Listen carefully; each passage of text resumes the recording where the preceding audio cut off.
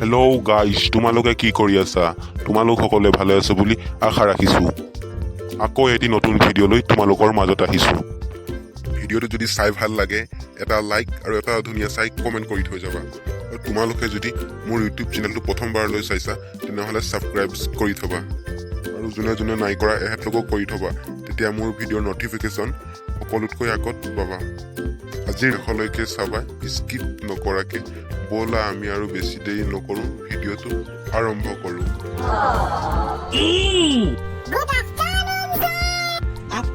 Afternoon কি খবৰ তহঁতৰ? বহুত দিনৰ মূৰত আজি ক্লাছ কৰিলো। আচৰিত দেখোন। দে বাৰু তেন, যদি ইলেকশ্যনৰ ৰিজাল্টটো গ'ল, চৰকাৰ হ'ল। আগতকৈ মই ৰিজাল্টটো বিজেপি চৰকাৰ সিমান ভাল নহয়, তথাপিও চাই এটা কথা কম দেই, এইকেইদিন যে পুৱা বৰষুণ দি আছিলে, কেলে দি আছিলে বাৰু? কেলে? ফুল ফুলিবলৈ ছাৰ, পদুম ফুল। বোলো এইকেইদিন পুৰা দিলে অসমত, ভাৰতত বৰষুণ, সেইবাবে ফুলিলে আকৌ পদুম ফুল। কিছু লজিক নথকা নহয় পিছে। কিন্তু আমাৰ তপন কুমাৰ গগৈ মহোদয়লেহে বেয়া লাগে, পীযুষ হাজৰিকা ডাঙৰীয়ালেহে বেয়া লাগে, হিমু মামালেহে বেয়া লাগে। সিহঁতলৈ আকৌ তহঁতৰ ইমান মৰম উপজিল যে? কি কৰিব ছাৰ, আমাৰ হিমু মামাই কৈছিলে, যোৰহাটৰ কেণ্ডিডেট গৌৰৱ গগৈ ডাঙৰীয়া হেনো বাচ্চা ল'ৰা কথা বোলে আমি নুশুনো। এতিয়া আকৌ ৰিজাল্টটোৱে কৈ দিলে নহয়, বাচ্চাটোৱে ইমান ডাঙৰ সিংহটোক খতম কৰি দিলে। কথাষাৰত পিছে যুক্তি নথকা নহয়, এইবিলাক আমি অহংকাৰ বুলি ক'ম, এইবিলাক আমি অভাৰ কনফিডেন্স বুলিহে ক'ম। ক'বই লাগিব ছাৰ, পীযুষ হাজৰিকা ডাঙৰীয়াই কি কৈছিলে, যোৰহাটত বোলে গৌৰৱ গগৈ ডাঙৰীয়া যদি জিকে তেনেহ'লে বোলে মই ৰাজনীতি ত্যাগ কৰিম, মানে তেখেতে।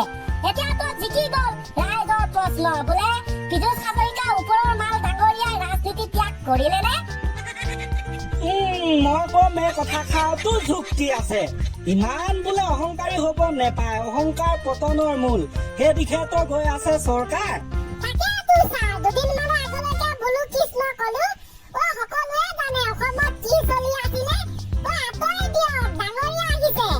কিন্তু আকৌ এতিয়া যোৰহাটবাসীয়ে কৈছে নহয়, বিজেপি আঁতৰাই দিয়ক, গৌৰৱ গগৈ আহিছে। এইয়া দেখিলি অসমৰ মানুহ কেনেকুৱা বস্তু, য'তে পায় ততে যি টি বনাই দিব, একো এটা কৰিবই নোৱাৰি। এনেকুৱা নাই নহয় ছাৰ, অসমত বোলে প্ৰতিভাৰ কোনো অভাৱ নাই। আঁতৰাই দিয়ক, ডাঙৰীয়া আহিছে, আঁতৰাই দিয়ক বিজেপি, গৌৰৱ গগৈ আহিছে। পিছে ৰাইজসকল, গৌৰৱ গগৈ ডাঙৰীয়া জিকাৰ কাৰণে বাৰু আপোনালোকে ভাল পাইছেনে?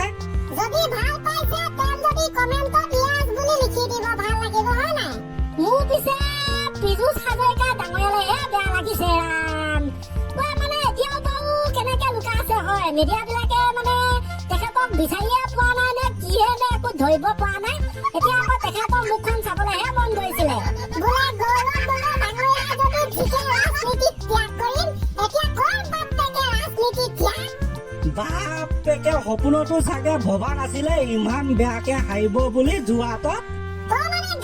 এই ঘটনাটোৰ পৰা আমি কি শিকিব পাৰো? এই ঘটনাটোৰ পৰা আমি এটা কথাই শিকিব পাৰো যে কনফিডেন্স থাকিব লাগে, কিন্তু অভাৰ কনফিডেন্স নহয়। যদিও পাইছে এনেকৈ উলিয়াই মেলি প্ৰকাশ কৰিব নালাগে।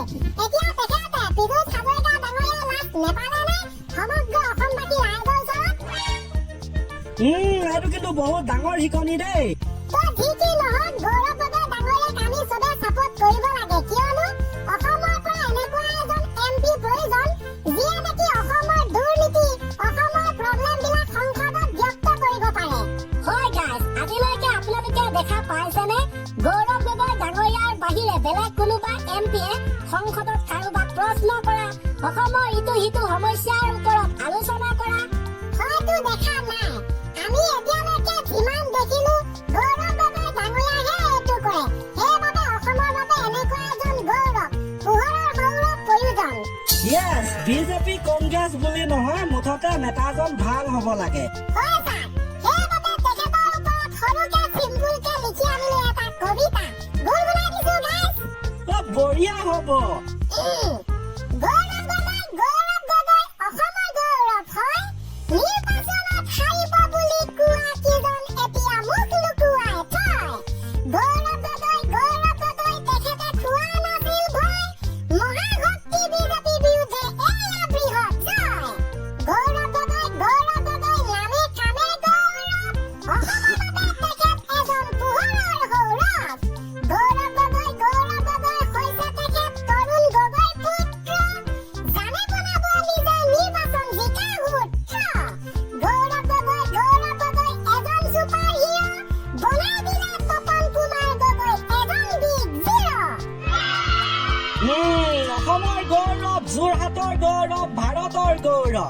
এনেকুৱা এজন গৌৰৱ যিয়ে নেকি অসমৰ বাহিৰতো পাকিস্তানৰ মন্ত্ৰীক ধমক দিয়া গৌৰৱ। এনেকুৱা এজন গৌৰৱ যিয়ে নেকি অসমৰ দুৰ্নীতি সোঁৱৰাই দিয়া গৌৰৱ। এনেকুৱা এজন গৌৰৱ যিয়ে নেকি অসমৰ সমস্যাৰ বিষয়ে সংসদত উত্থাপন কৰা গৌৰৱ।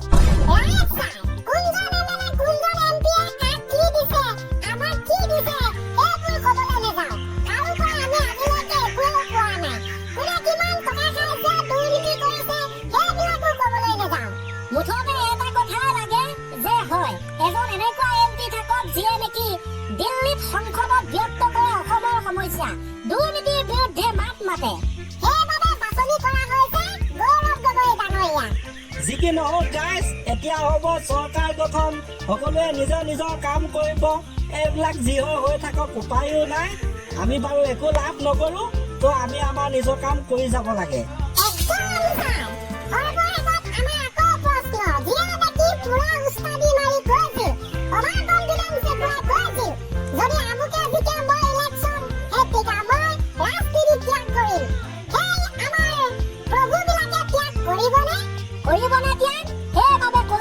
আমি কোৱা নাই, যোৰহাটবাসীয়ে কৈছে। আঁতৰি দিয়ক, গৌৰৱ গগৈ ডাঙৰীয়া হৈছে।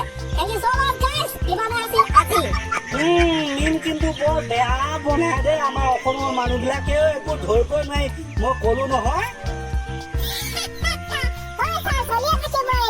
দে বাৰু। হেল্ল' গাইজ, ভিডিঅ'টো চাই কেনে পালে কমেণ্ট কৰি জনাব, আৰু ভাল লাগিলে যদি লাইক, কমেণ্ট, শ্বেয়াৰ, ছাবস্ক্ৰাইব কৰিবলৈ নাপাহৰিব, আৰু ছাইডত থকা ঘণ্টি বুটামটো এবাৰ দবাই যাব, তেতিয়া আপোনালোকে মোৰ ভিডিঅ'টো সকলোতকৈ আগত চাবলৈ পাব। চ' আজিৰে ভিডিঅ'টো ইমানটাই আছিলে। আকৌ লগ পাম আপোনালোকক নেক্সট ভিডিঅ'ত। জয় হিন্দ, জয় শ্ৰী কৃষ্ণ, বাই বাই।